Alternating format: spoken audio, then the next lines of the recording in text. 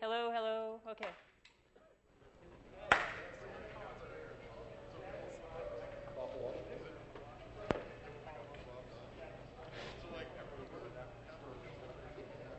About 10 seconds.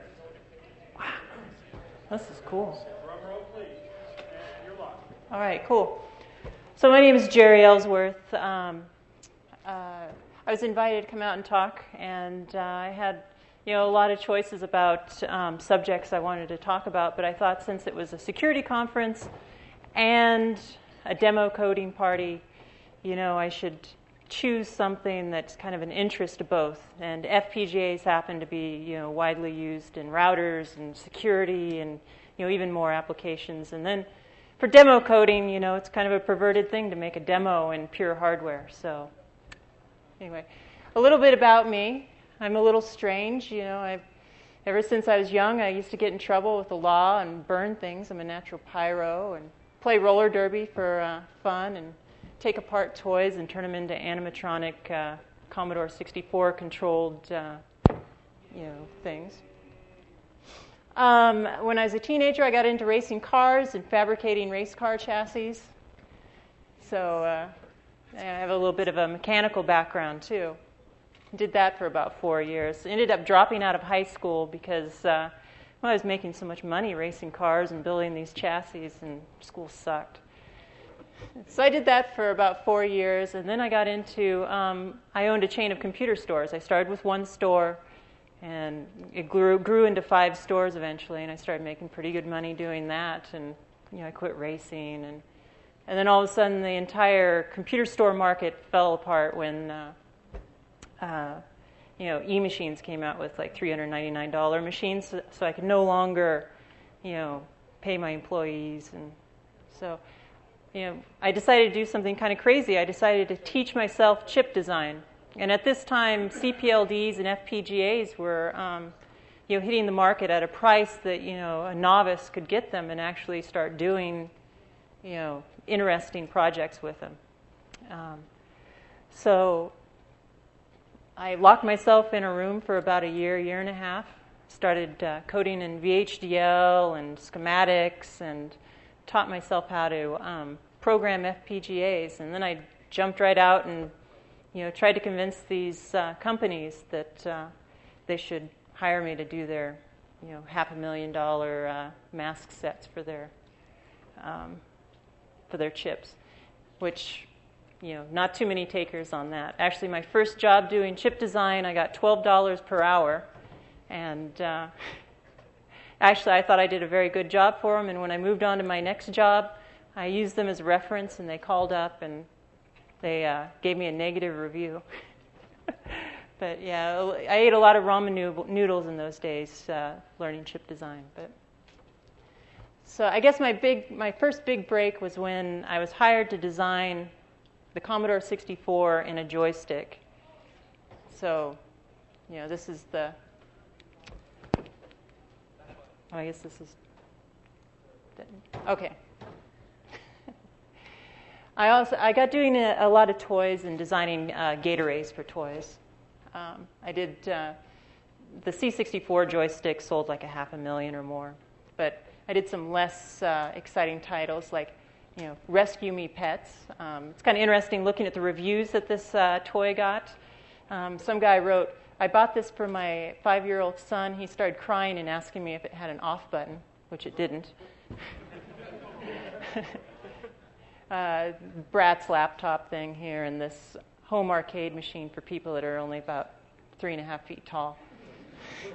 It didn't sell well either, and I think some of its reviews were, this thing is utter rubbish. But actually, the gameplay was pretty good, and it was accurate to the Williams games, but the form factor that the toy company chose was really, really too small.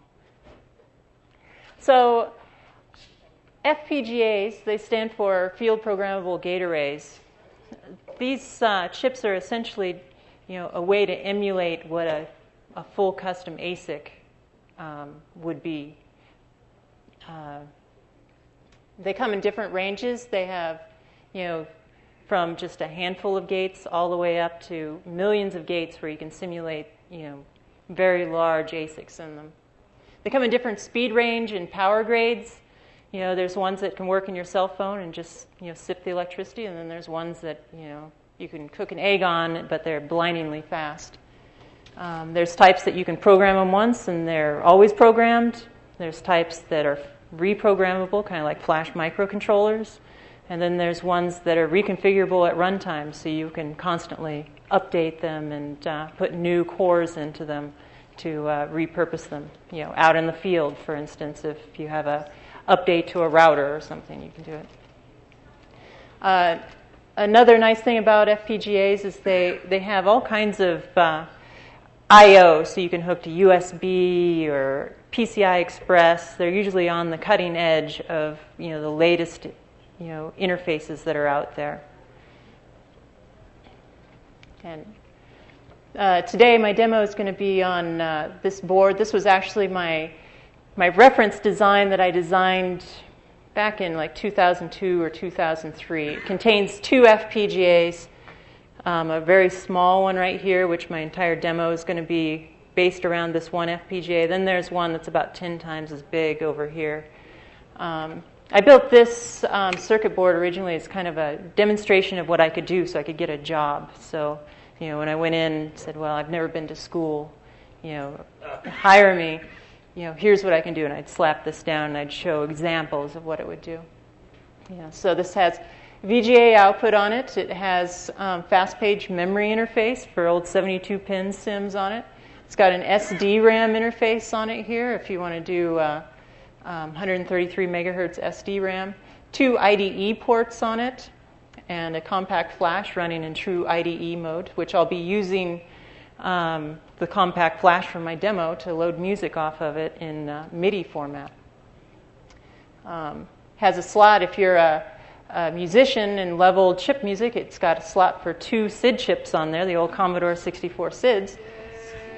Yes, I love that kind of music. So that had to go on there. It has an audio codec down in here that can also feed through the SIDs or go around the SIDs to accompany or be filtered by the SIDs. It has a PCI slot, so you can talk to PCI devices on it, if you write a core, of course. It has a 65816 CPU, which is not installed. I'm not using any CPU today to do this. And a few others, and some audio out, and some parallel port, and a PS2 keyboard. Lots of little peripherals on here. MFM floppy interface if you want to hook up your old 5 1/4 drive. So the basic structure in an FPGA is the logic cell. The FPGAs, like I said, they had these logic cells. They can have a handful of these guys, or they can have a whole bunch of them, depending on the size, speed, and cost. So for combinatorial functions, the base of the logic cell is a 4-input lookup table or equivalent. So you can have 4 terms coming into this lookup table, and you can have 1 output. So you can do various combinatorial functions. Then you have some routing where you can exit out of the logic cell combinatorially, or you can feed into a storage register to latch your data. And there's some other routing, too, where you can go straight into the register. So it's a pretty flexible cell. You can emulate any circuit in an FPGA with this structure. So a lookup table, you can do combinatorial functions such as this. This is a schematic of a MUX. So you have 2 inputs and you have a select line. And here's the actual AND and NAND and OR and XOR gates, all the stuff that you use to build. So as long as it can fit within 4 inputs, you can do it in a logic cell. Otherwise, you have to start cascading logic cells. Also, inside of the logic cell is a flip-flop. A flip-flop is a storage unit. You can either have it store on every single rising edge of the clock that comes into it, which is a repetitive clock. I'll get into clocks a little bit later. It has a data input, and you can store 1 bit at a time in there. Now these guys here are logic cells. So they have local routing within the FPGAs. Almost every FPGA vendor has different arrangements where they'll have groups of logic cells where they can talk to each other very rapidly and quickly. So you can do counters, arithmetic very rapidly. There's also some carry chains between here for arithmetic and cascades if you want to do very large functions. Now you start looking at the bigger view of the chip itself. Here's these groups of, in this case, 16 logic cells that have their local routing. Now there's global routing. These, big, it doesn't come across on monitor, but these are individual wires running all over the chip. So you can take a logic cell over here, make a function in it, hook it to some logic cell at the far corner of the chip. And also, there's I/O pads on here that allow you to get data in and out of the FPGAs. Another thing that many FPGAs have, but not all of them, is blocks of RAM. So you might have 64K bits or some certain amount of block RAMs that you can use. Can be configured as, actually I'll go into that a little bit later. And also sometimes they'll put dedicated arithmetic units in there, like high-speed multipliers, max. So let's talk really quickly about getting signals in and out of the chip. I know we'd have to be here all weekend to fully explain hardware and how FPGAs work, but I'll try to go over some basics here of how an I/O pin is. So on this schematic, this is a pin. This corresponds to a physical metal connection that leaves this little chip and hits the circuit board and then talks to the outside world. You often have a tri-state buffer. This buffer has an input that you can control whether this pin is an output or an input. So if you wanted to read something from this pin from the outside world, like a push button or a status of some, transducer, whatever, you would tri-state this, which does not allow any current to flow or be sourced or synced through this. So you now read from the output. If you want to drive out on this pin, you enable the signal, which allows you to drive signals out. For instance, you could hook an LED to this. If you hooked an LED to a VCC through down, hooked it to the pin, and then you tied the input to this tri-state to a 0, you could enable the tri-state and you could turn the LED on or off, depending on the state of this tri-state. Logic levels, when I talk about logic levels, that talks about a 0 is when the pin is grounded, and a 1 is when the signal is at VCC or the voltage that the chip is running at, or the I/O voltage. Often it's 3.3 volts or 5 volts if some older devices. Well, here's a good example. I can talk about clocks right here. Now, a clock is what you would think, like a tick-tock on a clock. It's a constant repetitive signal that comes into the chip that everything is synchronized to. So you can see right here's clock. There's these rising edges, that go by, and you use that for all synchronization. I mean, when you hear about a Pentium chip running at a gigahertz, you have a clock somewhere running around in that chip that's toggling up and down at a gigahertz.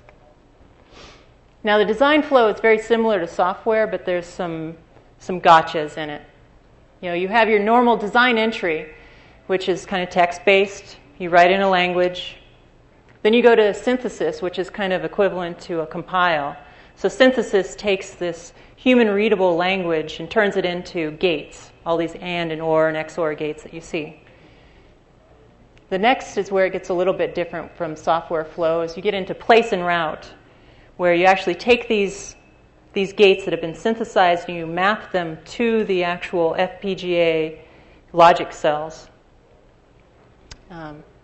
Once you place and route, you can start doing simulations to see if the circuit that you designed is actually what you want. On the previous slide, there was a picture of a simulation where I showed the clock. And then finally, you can do some timing analysis to make sure it runs the speed that you expect. If you design a device and you feed it a clock that's too fast and you don't meet timing, it's not going to function the way you expect. Or it may function for a while, and then when you hit a certain edge case, it'll die on you.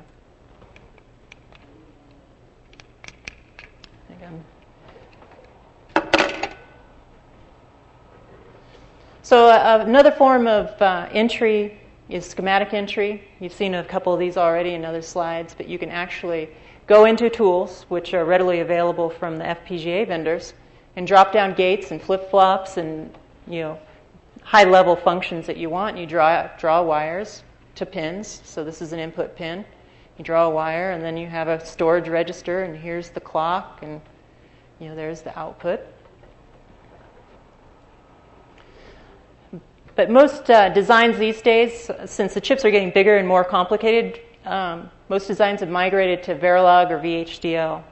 And this is very similar to like C language. It has similar constructs. So you can make constructs like if signal foo and signal bar, then do this certain function, which gets synthesized into gates.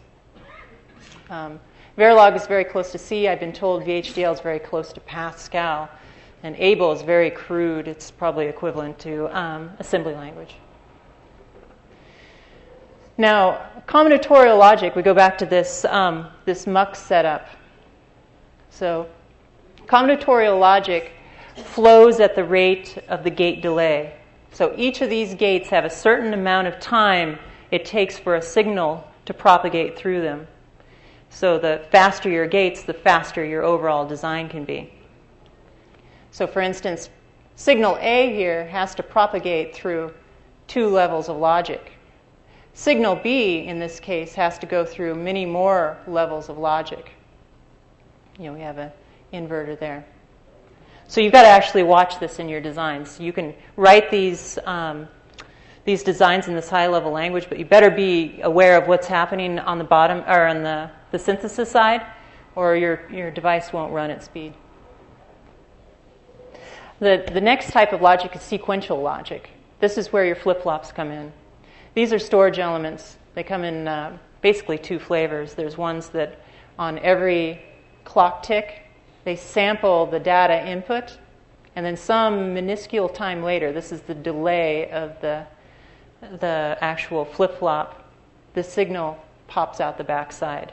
So this is a way that you can take a signal from combinatorial, which is slowly propagating through, and restore it and get it back onto a clock edge so that you can control it again. They also make flavors of these with an enable on them so that you can toggle an enable bit and you can sample the data and you can hold it.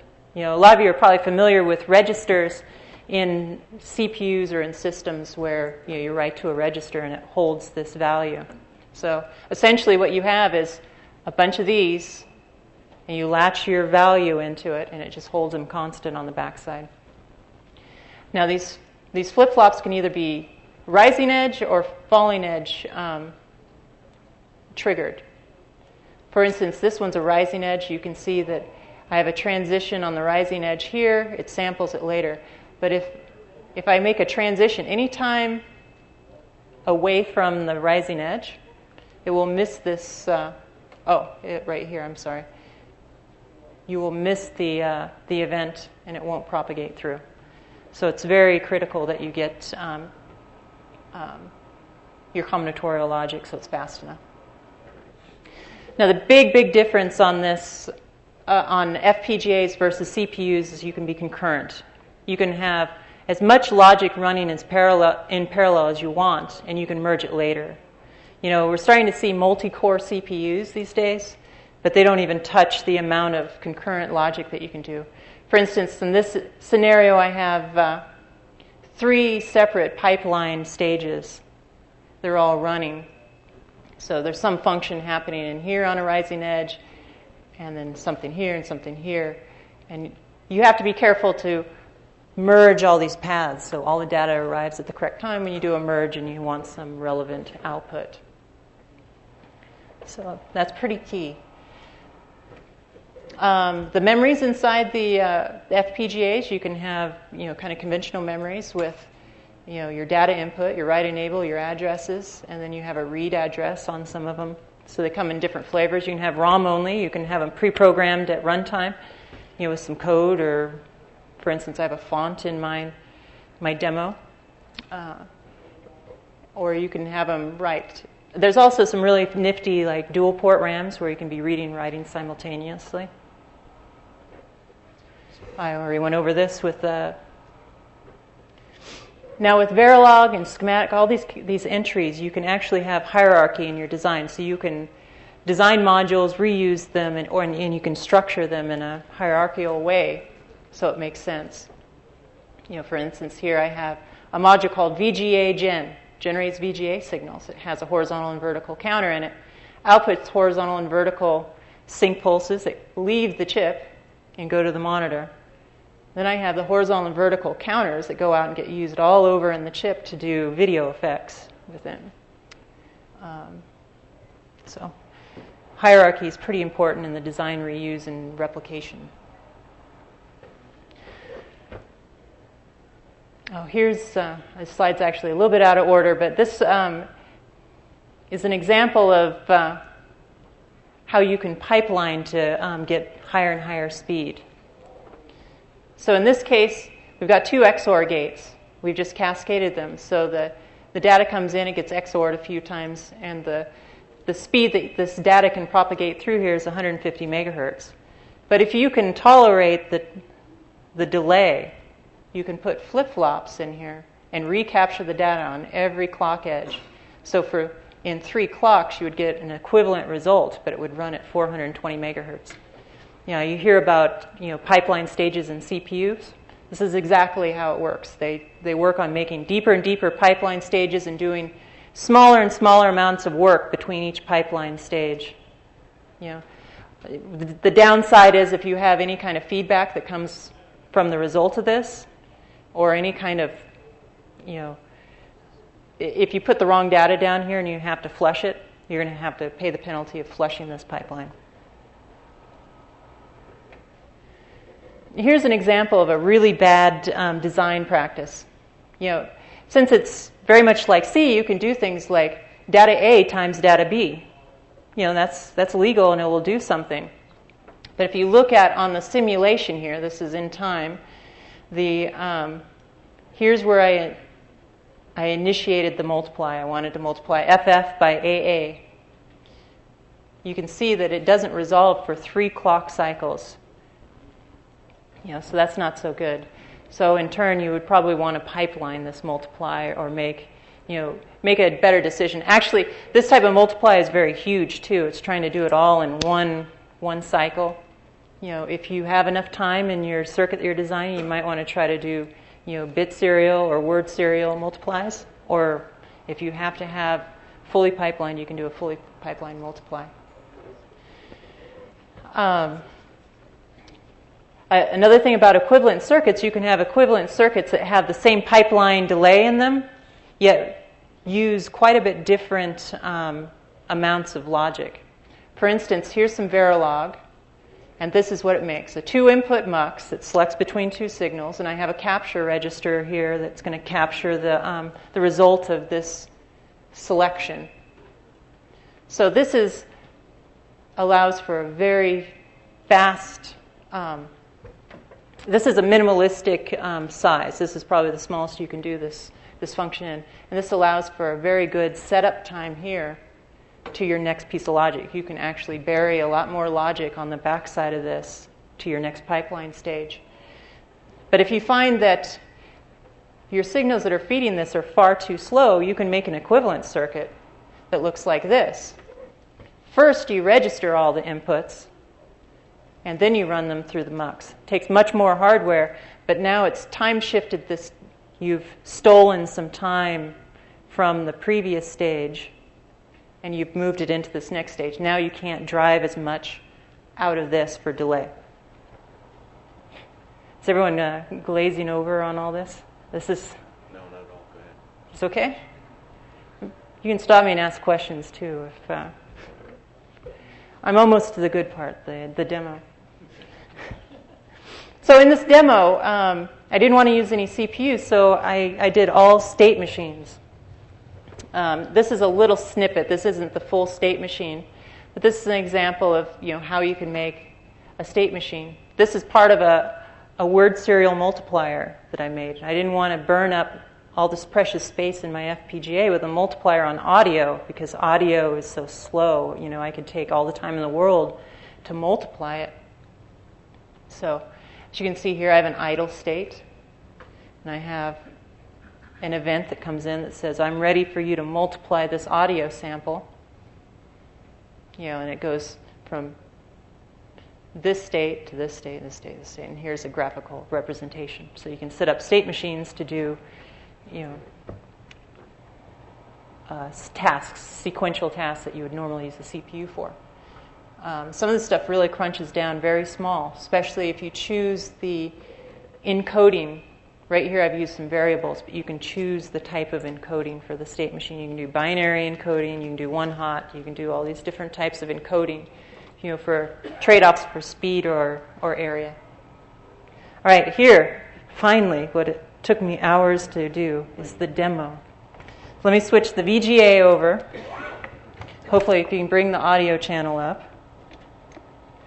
All right, it's recognized my VGA generator. So I'm generating 640 by 480. Let me tell you a little bit about this before I launch it. There's no video buffer in this. This is all rendered real time. I wanted to grab some of the things that you would see in a historic Commodore 64 demo, for instance. With scroll text and raster bars and a logo and some funky music playing, and so here we go.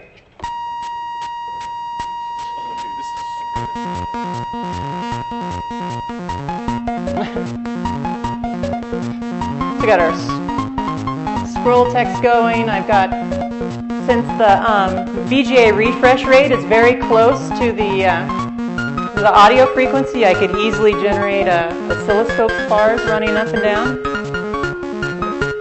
Scroll text is all done in hardware, and I have a little table that has the text in it. The raster bars, I have video planes on these, so they pass each other as they go up and down, going at different rates.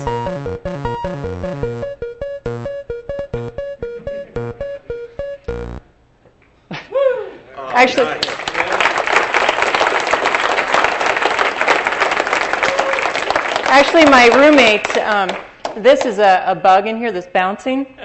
But my roommate liked it so much with the bouncing in there, we decided to leave the which it's quite a bit of demo coding is by accident. So I was hoping to get a star field in there, but I just didn't have time. Star. Okay, see if this will grab my laptop. A couple more frames. I'll talk about what went into the demo, and then I'll quit boring you, and you can just ask me afterwards, if you have specific questions.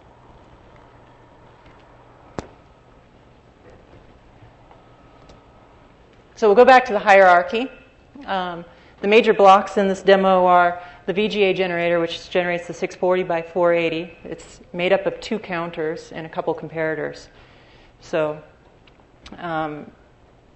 and then we have the scrolly text, which is made up of some more comparators, so I can determine when on the screen I want them to launch.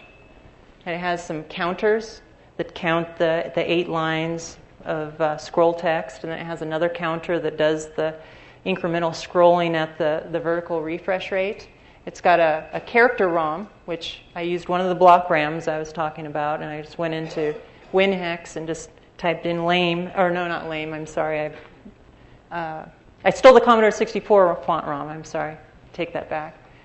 And then there's a parallel to serial shifter. So I shift out 1 bit and send it to my pixel priority logic, which generates all the video planes. The raster bar logic, I have 2 counters. They're up-down counters. They just go up to a certain value and then back down to another value at different rates. And I drug a signal out of one of the up-down counters so that I could control the priority. And so, when the raster bar goes up and then it starts coming down past the other one. The neatest thing I had the most fun doing is I made a a MIDI state machine that would read MIDI off of a compact flash and parse it and feed phase accumulators and envelope generators to generate the popcorn music. I have to thank my roommate Ken Sumerall for hacking up the MIDI file for me, because I ended up my MIDI state machine wasn't 100% compatible with all the weirdness in MIDI, so it actually got lost when we tried to put our music in there yesterday.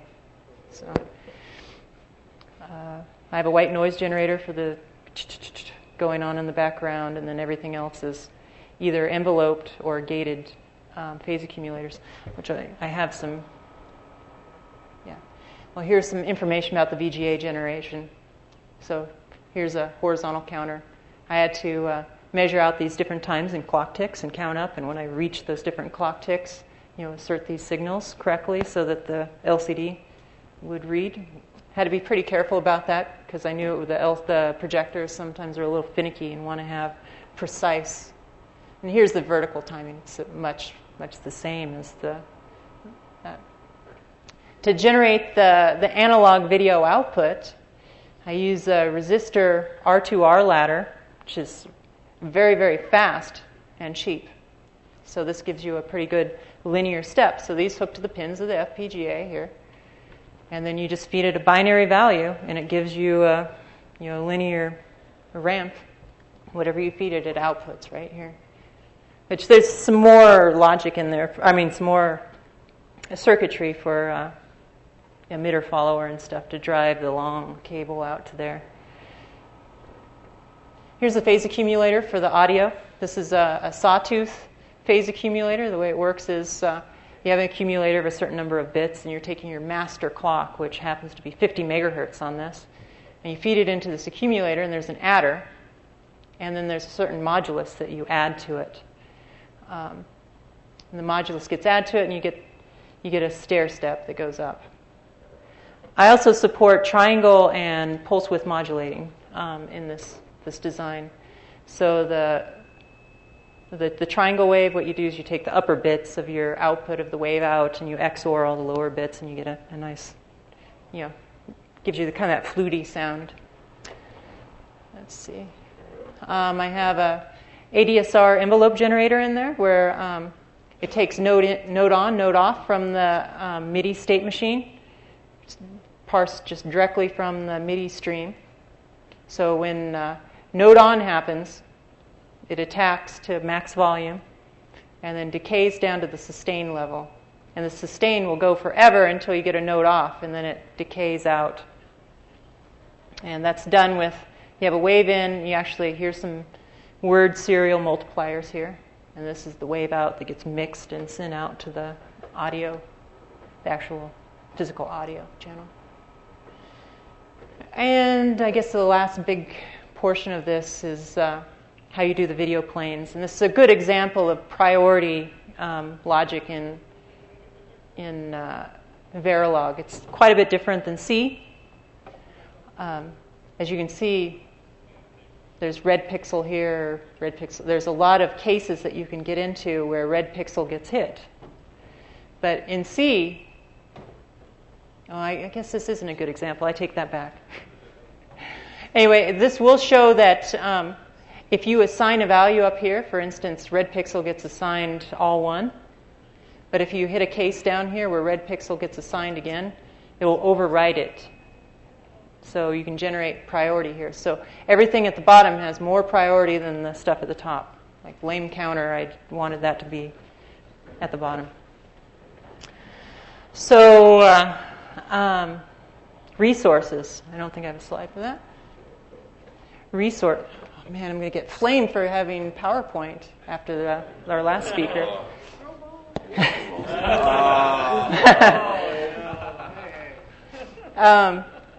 So resources. There's a lot of resources online. A lot of boards you can go buy. You can get the board that I designed from a guy in Germany that sells them. There's lots of boards that have even bigger FPGAs on them. There's lots of great books out there. One that I like is, or at least I learned on, it may be outdated these days, but rapid prototyping for digital designs. It has a lot of good examples. Not that I agree with everything in it. It uses a lot of synchronous resets, so avoid those. Yeah, and that's about it. Any questions? Just for myself, I don't know what I would probably do if I, in learning FPGAs, I would probably start with schematics. And I'm wondering, is what software used to draw schematics in? Yeah. Okay. Schematics is a great way to go, by the way. That's how I learned. Having done electronics since I was a little kid, I dealt with schematics. And all the tools from the free tools, I should mention, free tools from Xilinx and Altera have schematic entry. And, as you go on, you'll probably find that you'll start migrating away from schematics, except for at top levels. I still use a lot of schematics at top levels. I put pins on at the top level, and I'll put the big blocks down. That way you can look at it and visually see how it works, because a bunch of text like this is just, it's... Can you see the schematic output from a synthesizer? You can, yes. You can actually give a sanity check, and I use that quite a bit in my everyday job. Is, you synthesize something, you write a piece of code, and you think you know what it's going to do, and then you go look at the schematic generates, and you're like, oh my goodness, there's 10,000 flops in the way of what I wanted to do. I really messed up.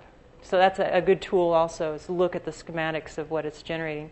You can also look at the fitter and see how it's fitting that logic that it's generated. So you go from entry to synthesis, where it makes gates, and then to fitting, where it actually maps it to these logic cells that are going to emulate the gates. And you can now often catch like really bonehead things in the fitter tool, where it's like you have one gate at the far end of the chip, and then you have another gate at the other end of the chip, and there's this huge delay path between them. If you just go in there and give the tool a little bit of a hint, like, I really want this closer to the other gate. Yeah. Can you partition off sections of the array and then use different clock inputs for what different clock input? Yes, that's cross-clock and domain crossing is a little tricky. There's some great papers out there on how to have very low speed areas of the design, which you might run at 1 megahertz, like audio. You could run it at 1 megahertz. There's no need to burn extra gates trying to make it really fast, which the tool will do. If you have a really fast clock and you run everything at the fast clock, it's going to throw more gates at it to try to, he'll use like a carry look-ahead adder instead of a ripple adder or for a counter. So yeah, it's a little tricky. It's hard to track down too. If you don't cross those clock domains correctly with asynchronous FIFOs or gray encoding, you'll be chasing problems around. So for a beginner, just do a flat, fully synchronous design. I'd recommend.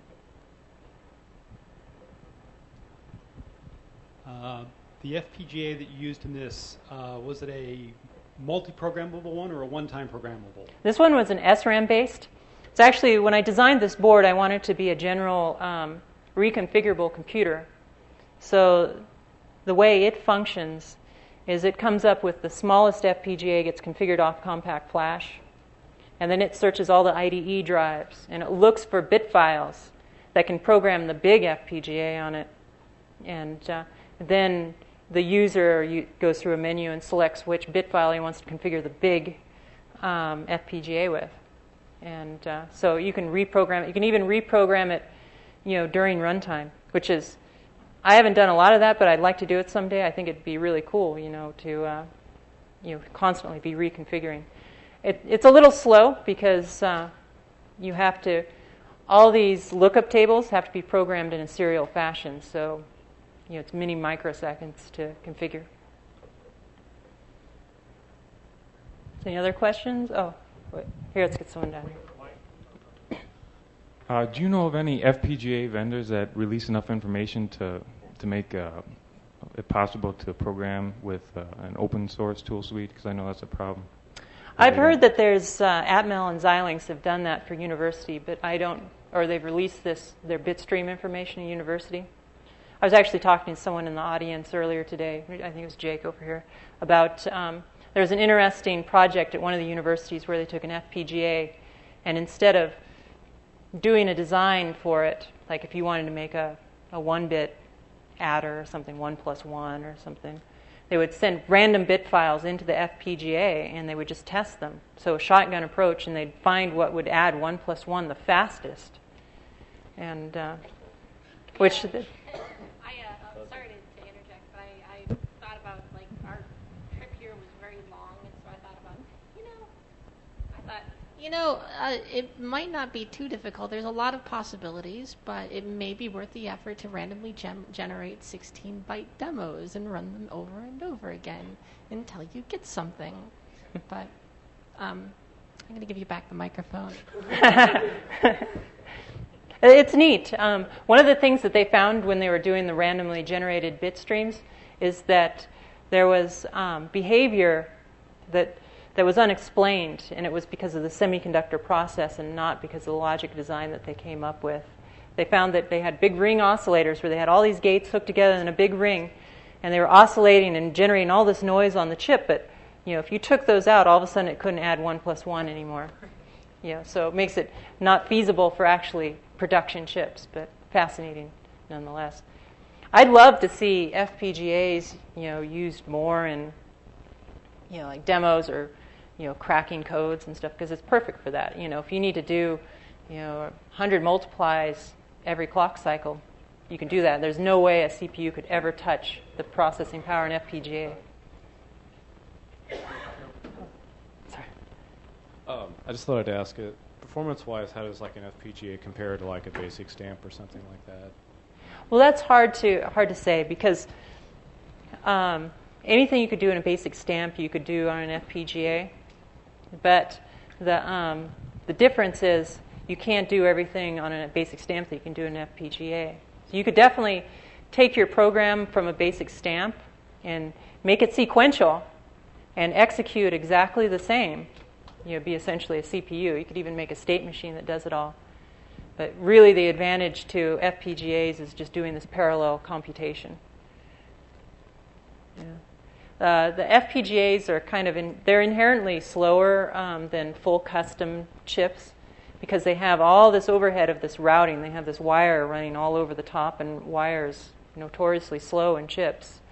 And it has all these pass gates for doing routing, which slows everything down. So even the fastest FPGAs today, they're in 90 and 65 nanometer process. They're still, magnitude slower than what you could actually do in that chip if you did a hard, custom design. Have you ever run into EM interference from one cell to another in a dense high-speed array? I did some experiments with open internal tri-states on an early Xilinx, so you got some interesting effects on that. There's not many FPGAs that have internal tri-states, but it's where you can have an internal node and you can turn have multiple drivers on one node. So you can do some fun things like having dynamic shift registers, which all the early 8-bit computers like Commodore 64s and Amiga used dynamic logic all over it because it was so compact. But I did some experimenting with doing dynamic shift registers where you charge a node and it floats at some level for a while and then it kind of decays down, and then you come back and you restore it with a flip-flop later. But nothing I can pinpoint down. I've definitely had designs that were on the bleeding edge of the synthesis tool said it's not going to reach 100 megahertz, and I've ran it anyway and it's worked. And that's because they have very pessimistic figures in there. So if I would have migrated to some other FPGA, it probably would have died. Some made on some other day. Anyone else?